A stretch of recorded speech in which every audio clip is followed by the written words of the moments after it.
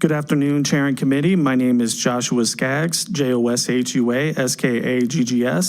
and I'm the Legislative Affairs Director for the Nevada Republican Party here in opposition to AJR 14.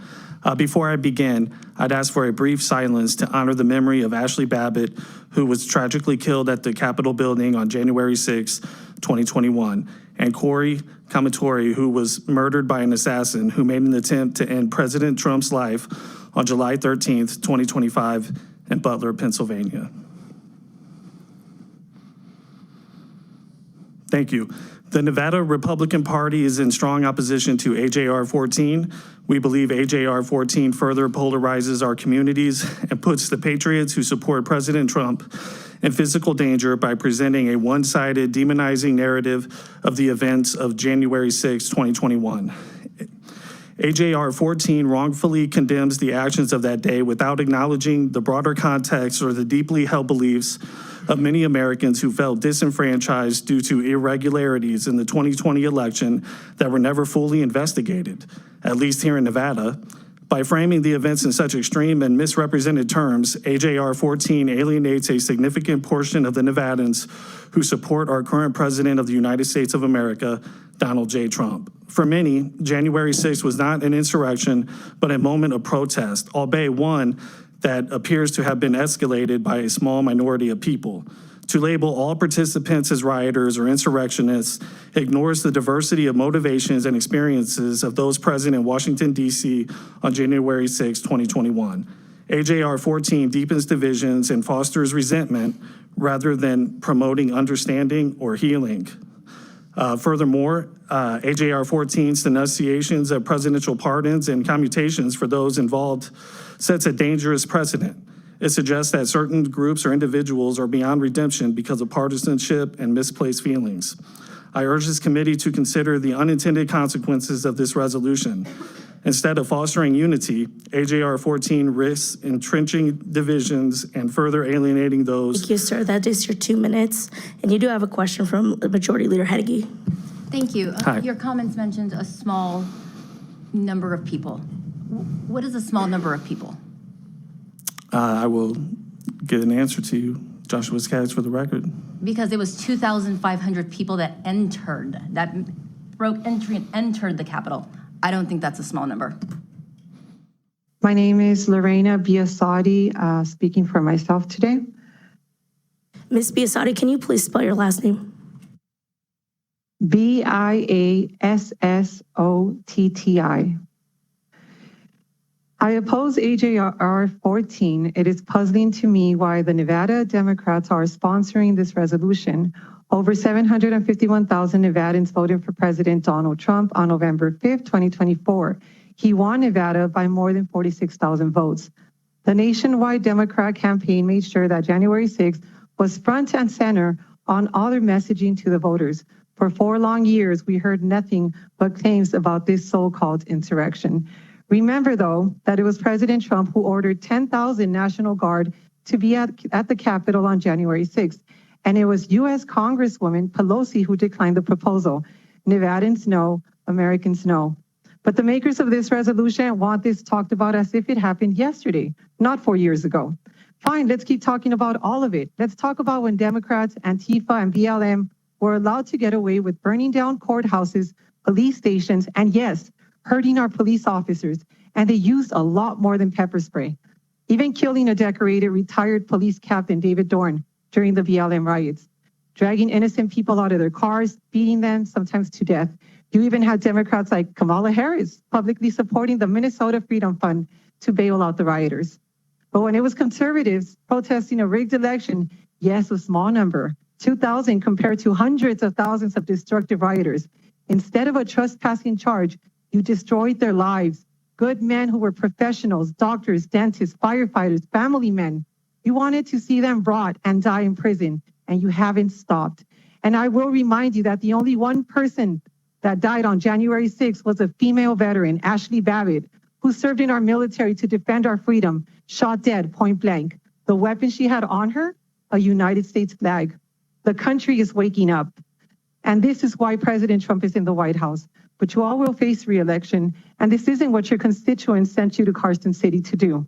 This political grandstanding does nothing Thank you, to Ms. better the Biasotti. lives of That's your Nevada 2 minutes. citizens. We'll go to the Mr. next Yeager, you commenter, barely please. won your seat.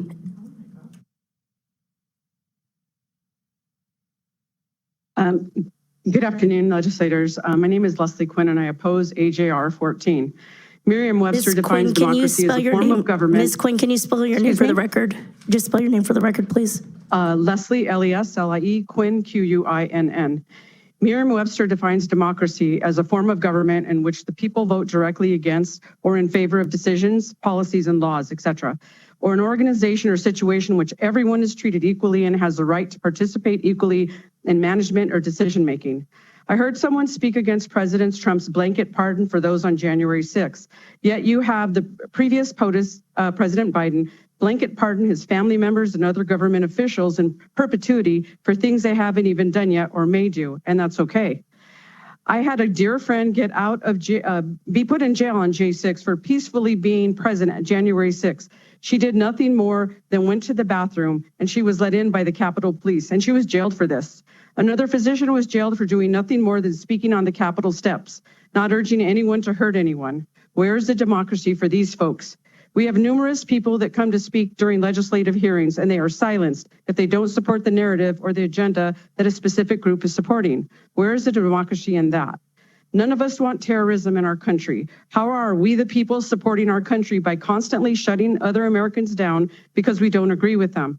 That isn't a conversation. That's a dictatorship. Please speak truth and not a lopsided narrative of what really happened on January 6th. Oppose AJR 14 and keep America strong against enemies near and far. Thank you.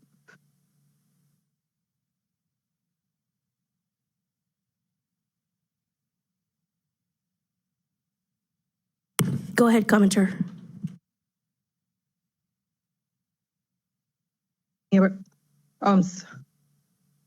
To the Democratic authors, my name is Can you Noemi, please state and N-O-E-M-I. spell your name for the record? Yes, Noemi, A-B-R-E-G-O. To the Democratic authors, I want to thank God for being here. I'm a constituent of two of the authors of this bill. I'm in Henderson.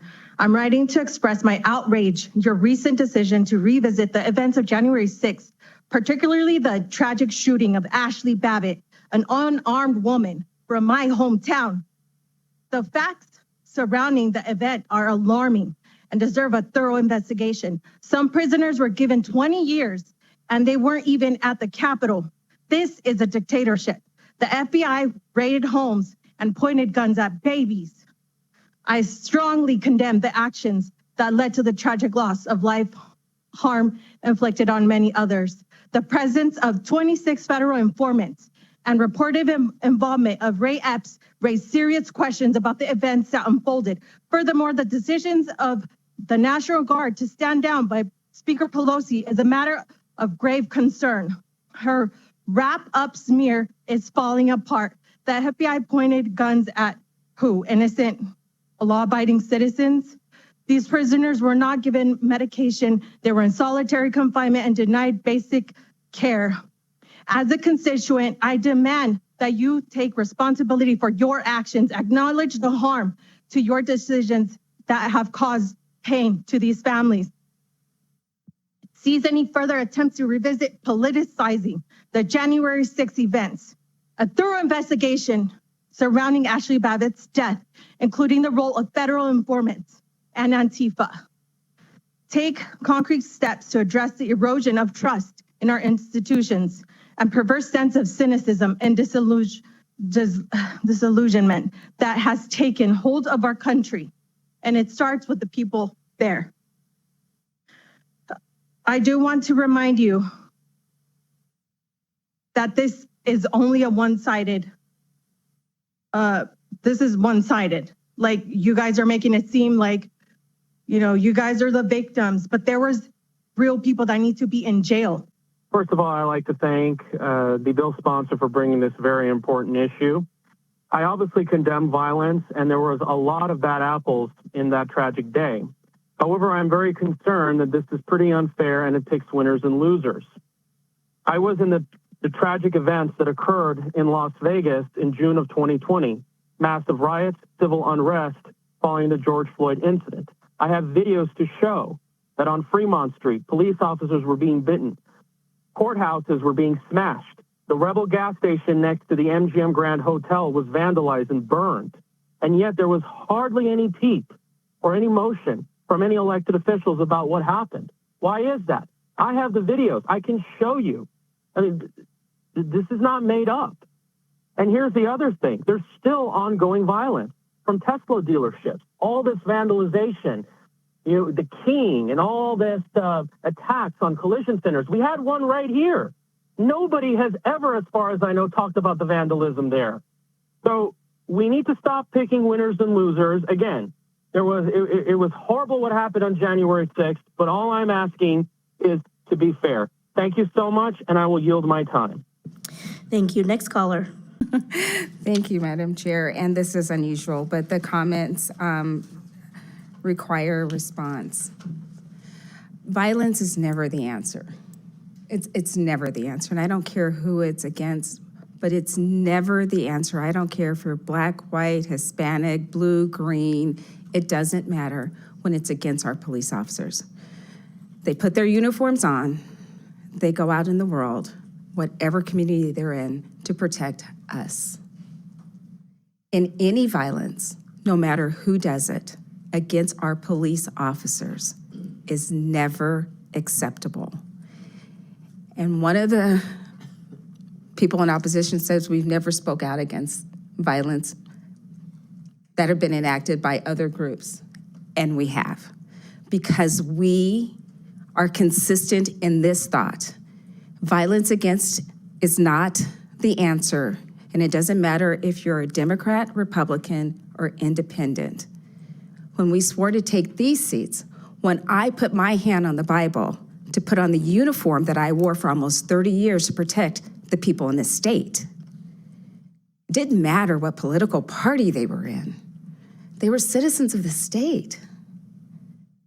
Violence is not the answer, and we will collectively stand up against it, no matter who does it.